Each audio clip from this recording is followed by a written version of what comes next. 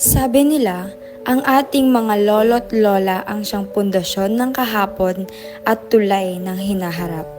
Ngunit sa isang sulok ng kanto, sa gitna ng kalat at alikabok, isang lola ang nabubuhay mag-isa. Mga lumang gamit na puno ng alaala, mga mata niyang naglalaman ng isang mundong dati niyang minahal. Isang dating degree holder, may ambisyon at isang pangarap. Ito ang documentary ng Lola sa Kanto.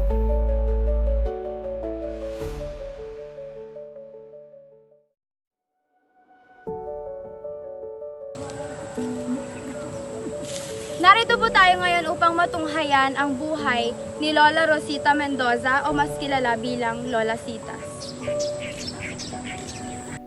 Sa tahimik na kalsada ng Barangay Lapas, Umingan, Pangasinan, may isang matandang babae na isang college graduate na may kwento ng buhay na hindi basta-basta. Isa siyang halimbawa ng katatagan at kwelang pag-asa dahil sa kabila ng kanyang buhay, may mga pagsubok na pilit niyang nilalampasan.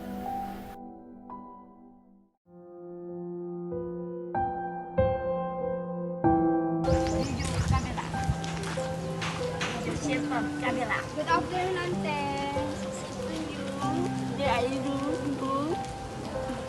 Siyang beneficiary ko. Kayong tatlo. Original. Ako po si Maria. Si Christy.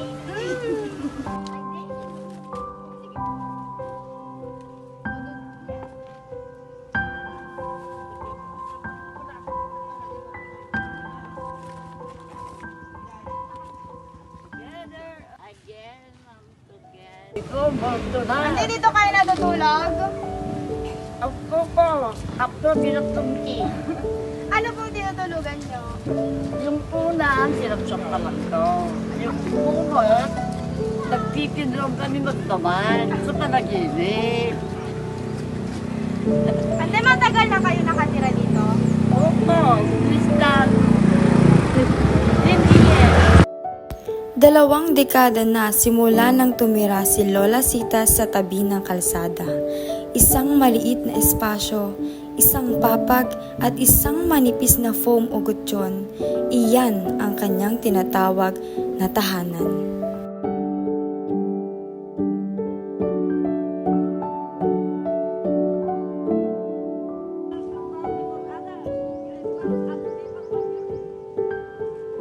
Si Lola Sitas ay nakaranas ng 2 buwang, at kahit hindi na siya lubos na nasa tamang kaisipan ay nakakaya pa rin niyang sumagot sa ibang katanungan sa kanya. At patuloy siyang bumabangon at lumaban sa bawat araw ng kanyang buhay.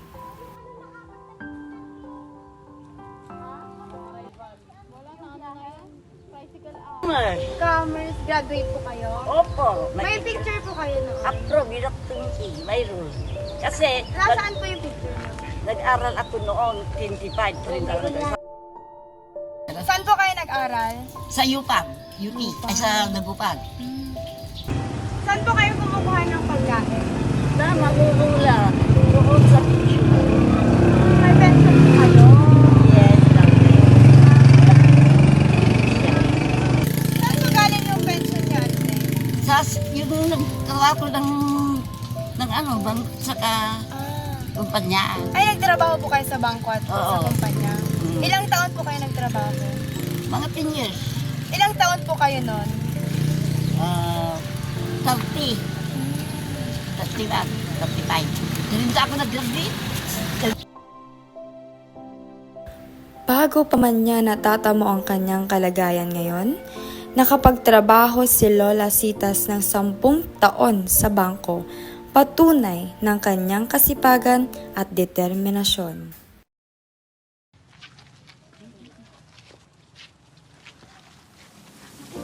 Ang kanyang pamangkin na si Judy ay isang minsan nang naging ilaw sa dilim ni Lola na tumulong sa kanya. Dahil sa kanyang malasakit, nagkaroon ng tribike si Lola upang may magamit siya. mayroon nagbawas kung pinagalitan ko sila. Binabayaran ko kayo ng sinulya, babayad ko ng biyer. Ayaw na. Babayad ako ng biyer. Ilan po binabayaran niyo? Magkano po binabayaran niyo sa DIR?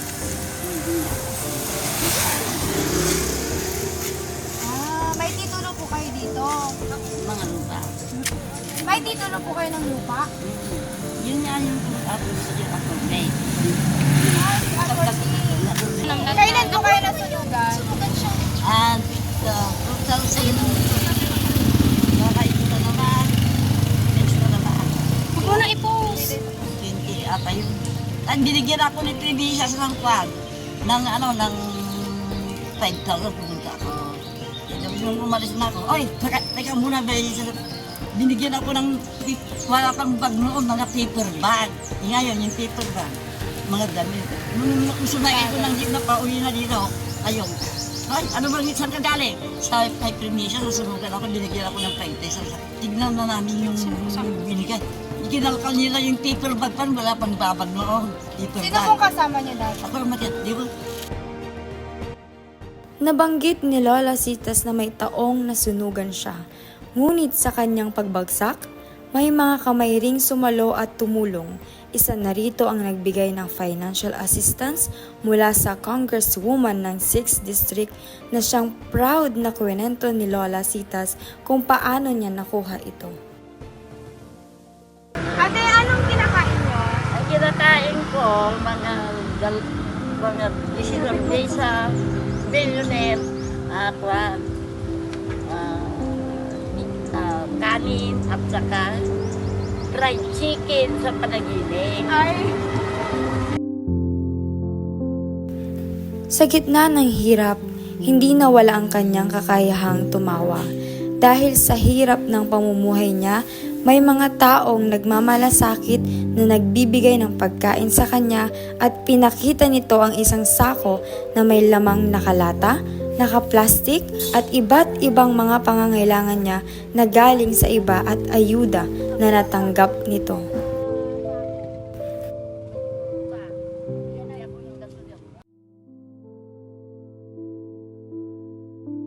ano yung mga taong lalait po sa inyo? Yung kinukutsa po kayo? Wow. Yan. Sabi may laban. Sabi sa akin, oh, gugul ka nga. Nalagin din. Dati ka pinag-sina ka eh. Gusto ko yung nagbibilit ng bibilit. Niloloko po kayo, ate. Gusto ko, kapag ano na, di, nagsumakay na naman. Wala pang 5 linggo. Sumakay na nahulog. Nung nandun na lang kay Pigil, ang sibili. Hoy, paglalisan yun, sa gida. Ano pong ginagawa niyo pag nilalait-lait kayo? Pagsasao kita. Kasi wala kayong pinag-aralan, ako wala rin. Parisyon tayo. Kalayot siya. Pero graduate po kayo, ante. Sabi wala akong pinag-aralan para minag-iyaw. Ay, pinag-iyaw. Meron pong nananakit sa inyo? Sinasaktan po kayo? Hindi naman salita. Salita lang po. Sa lahat ng sabi-sabi ng ibang kapitbahay tungkol sa kanya ay salamat sa Panginoon at walang naglakas loob na saktan siya.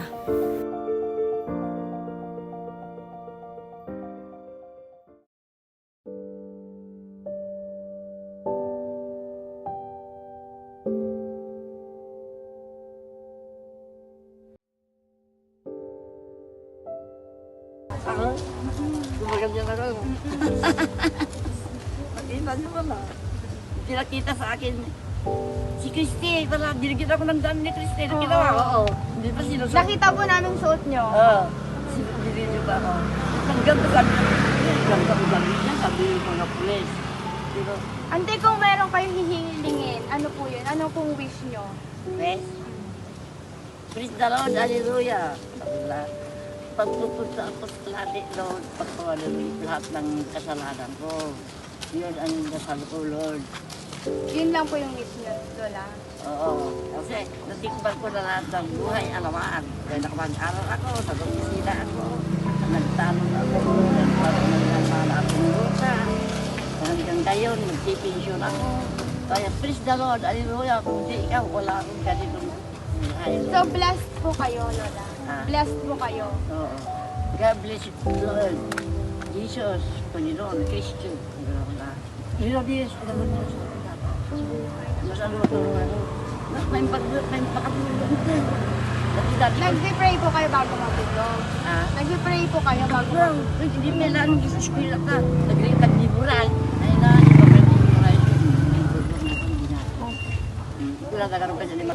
Masaya po kayo sa buhay nyo ngayon. Kontento na po kayo. Oo, kasi kumpleto naman ako. May extension, may lupa. Yung bahay, hindi ko wala ko duty. So may pagkain ko araw-araw. Naka-limit na yung pagkain ko. Kaya ilagay ko sa Anong paborito niyong pagkain, Lola? Anong paborito niyong pagkain? alam mo nandyan. Bili ko ng cornet, bili ako ng lagatsang, itlog, yung mga ikuni. So yan. Bilaga sa pagkatiba, pagkatiba. Kumakain ka din. Pero napagkakila ko walang ganito kasi nandiyo ko lang doon.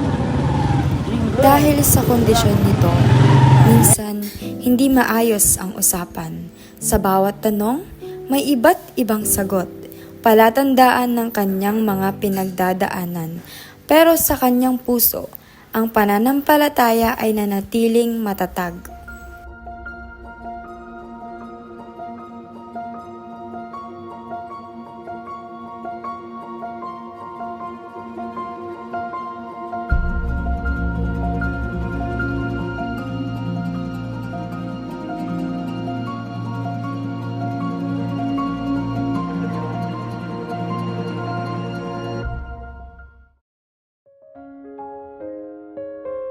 Good morning, Lola. Good morning po. Tara na po. Opo, sa sentro. Opo.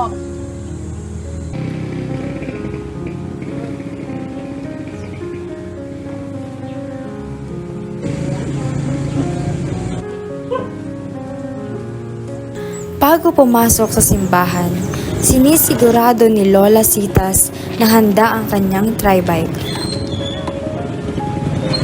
Para sa halagang 30 pesos, hinahatak ito ng mga tricycle drivers sa sentro. Isang maliit na halaga para sa isang mahabang biyahe patungo sa kanyang pananampalataya.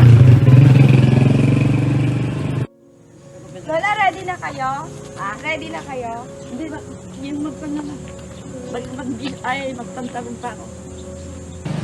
So, narito po tayo ngayon upang ihatid si Lola sa kanyang pagsimba. Ito pong tri-bike na to ang nagsisilbing service ni Lola sa pagsimba niya linggo-linggo. And ito, yung tali na kinakabit sa tricycle para ihilain ang tri-bike ni Lola. Okay, dami ni bibili.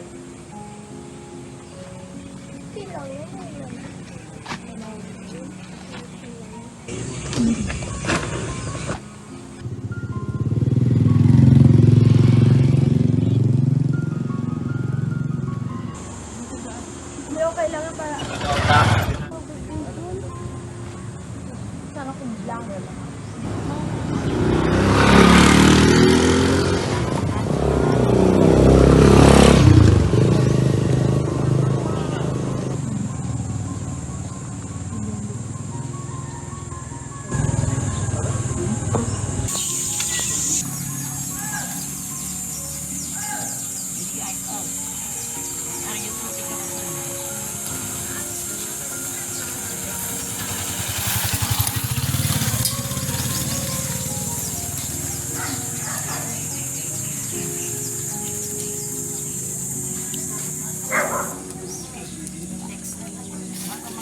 Ready na kayo, Lola?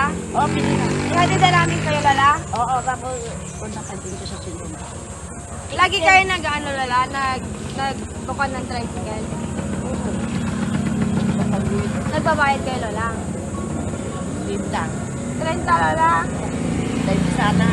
Ay, senior citizen ako. Yes. Sige na nga. Libre na. Sige, approve. God bless. Sa bawat higpit ng tali, bawat hila ng makina, dala niya ang bigat ng kanyang nakaraan at ang pag-asa ng bawat panalangin. Para kay Lola Citas, ang bawat padyak ng tribike ay isa ring hakbang patungo sa mas matibay na pananampalataya.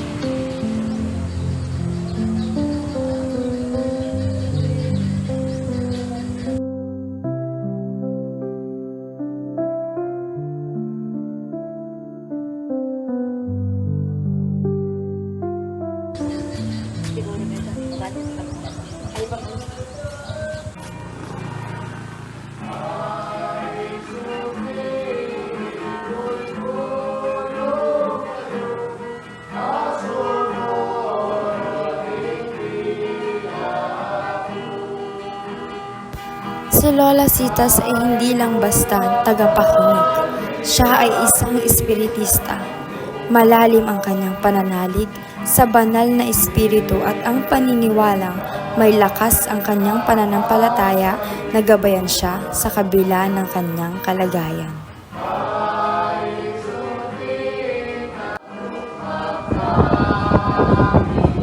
Matagal nang bahagi ng kanilang espiritual na pamilya si Lola Citas. Kilala siya bilang isang mabuting tao, bukas ang puso sa lahat at laging may kwento para sa mga kasama sa simbahan. Kahit hindi na siya ganap na nasa tamang pag-iisip, ang kanyang pananampalataya ay nananatiling matatag, isang inspirasyon sa marami.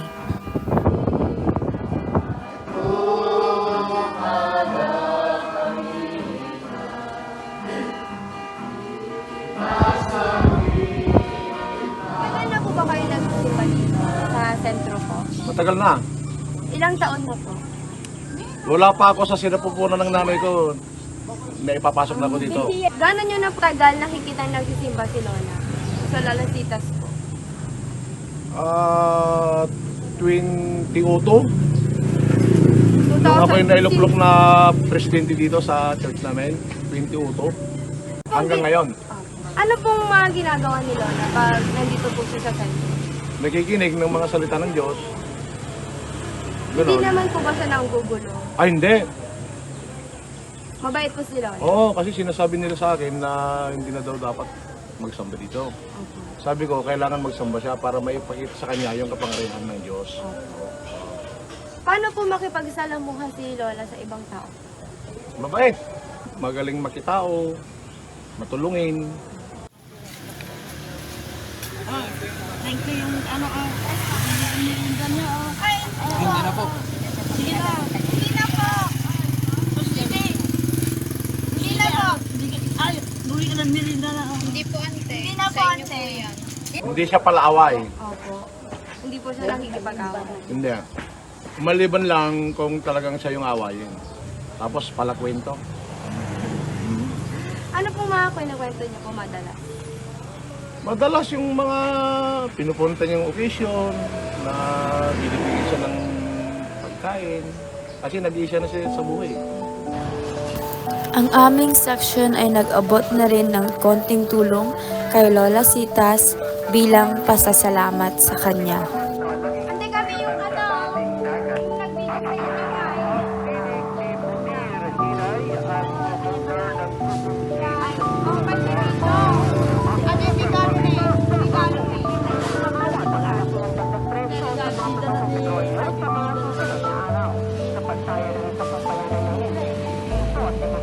Hindi lang siya bahagi ng mga upuan ng simbahan.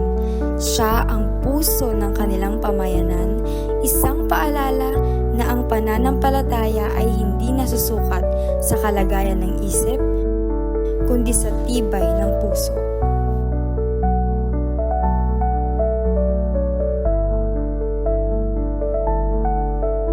Ano po yung message niyo sa mga kabataan ngayon? Yung gusto niyo pong sabihin sa kanila? Mga kabataan,